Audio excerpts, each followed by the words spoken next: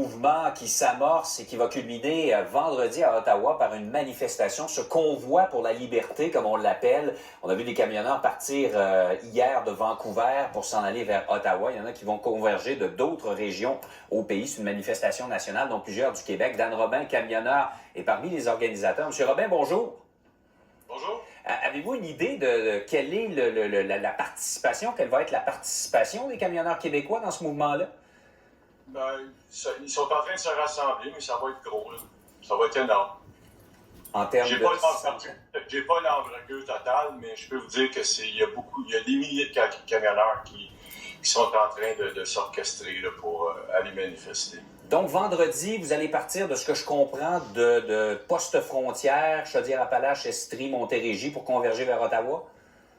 Écoutez, il y a plusieurs points de départ, mais ça serait plus pour la population. Là, mais les camionneurs partent même aussi de l'Ouest canadien, de l'Est canadien, je ne sais pas si vous le savez. Oui. Il y a un convoi qui part de la Nouvelle-Écosse. Il y a un convoi qui part du Nouveau-Brunswick. C'est pas juste l'Ouest canadien, là. C'est pas juste le Québec, c'est partout au pays. C'est un mouvement pan-canadien. Un mouvement national, effectivement. Dites-moi, on dit qu'il y a 10 à 15 % selon les chiffres que je vois, là, des camionneurs qui ne sont pas vaccinés. Jusqu'à quel point vous représentez l'ensemble du monde du camionnage? Le but n'est pas de parler de la vaccination ou pas. Le point n'est pas la vaccination, c'est l'arrêt de tous les mandats.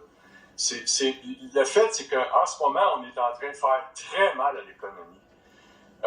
Vous savez, les restaurateurs, tout le monde est affecté par ça. Et puis, le camionnage, c'est nous qui avons le pouls de l'économie, pas mal, là. Puis on le voit, qu'est-ce qu'ils sont en train de faire, t'sais, avec des pénuries qu'ils veulent créer, puis ils vont probablement mettre ça sur le dos des camionneurs. Mais c'est pas ça qu'on veut. Nous, ce qu'on veut, c'est l'arrêt de tous les mandats. On veut que la crise sanitaire, elle arrête. D'ailleurs, elle s'essouffle, la vaccination s'essouffle, qui continue de persister, on veut mettre fin à ça, tout simplement. Quand vous parlez de l'arrêt de tous les mandats, vous ne parlez pas juste de ce qui se passe dans le monde du camionnage, ça va au-delà de ça? Ça n'a rien à voir avec le camionnage. Ça n'a rien à voir avec le camionnage. C'est vraiment le but de restaurer la liberté des Canadiens. Les enfants qui portent les masques, la vaccination forcée, les gens qui perdent leur emploi, etc., etc. On veut mettre fin à ça, tout simplement.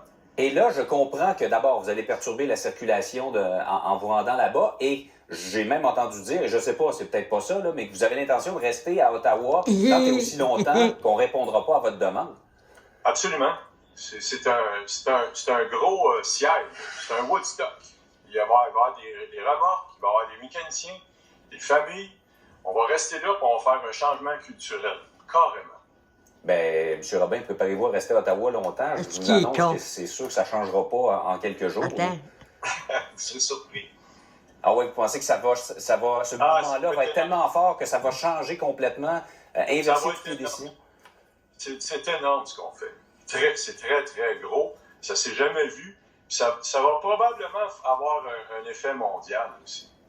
Dites-moi, je voyais le témoignage d'un propriétaire d'une entreprise de transport, il est dans le domaine, qui disait « Ce sont des complotistes et des antivax qui veulent utiliser les camionneurs pour faire avancer leur cause et faire de l'argent. » Craignez-vous un peu d'être instrumentalisé par l'ensemble du mouvement? Ça, c'est vous autres, ça. C'est pas important. La cause est noble. Bonne réponse. Ça vous dérange pas d'être instrumentalisé, d'être utilisé par ces mouvements? La cause est noble. Monsieur, les gens sont écœurés des mesures. Il y a des gens qui perdent des emplois. Il y a des enfants qui se suicident. Ça suffit, là. À un moment donné, ça suffit. C'est une grippe. Aujourd'hui, on le voit, le micron, là, il n'y a plus beaucoup de danger. Avez-vous vu les chiffres d'hospitalisation? Ben oui, c'est vos chiffres à vous autres. Écoutez, les hospitalisations, on peut en parler tant qu'on veut, mais on peut parler du réseau de la santé aussi. Là. Oui, ça c'est sûr. On se comprend, le réseau de la santé est ce qu'il est, mais on ne peut pas le changer. Ça n'a pas rapport avec la pandémie. En un tournement, ça fait des décennies que c'est comme ça. Mais il y a une situation qui est là, M. Robin. Là, de dire que c'est une grippe, c'est pas grave. Je dis pas que c'est une grippe et que c'est pas grave. C'est les gens les plus qui ont de la comorbidité, souvent. Hein? Mais ce que je dis, c'est qu'il y a beaucoup de gens qui souffrent pour ça, puis les gens sont écœurés, on le voit. Les gens sont tannés, là. Puis il faut que ça cesse à un moment donné. faut que ça arrête. Faut qu'il y a vraiment quelque chose d'autre à faire. Là. Ça n'a plus de bon sens. Là. Vous savez, on ne parle pas du taux de suicide, on ne parle pas des entreprises qui font faillite, on n'en parle pas de ça. Hein? C'est catastrophique. Pas des suicides mentaux, je voudrais Guérin. qu'on le mentionne quand même. Pas les vrai, impacts Guérin. économiques. Ça, tout le monde s'entend là-dessus. Il y a une fatigue Impact pandémique, une économique, fatigue c'est des tout. mesures. Ça, je vous l'accorde.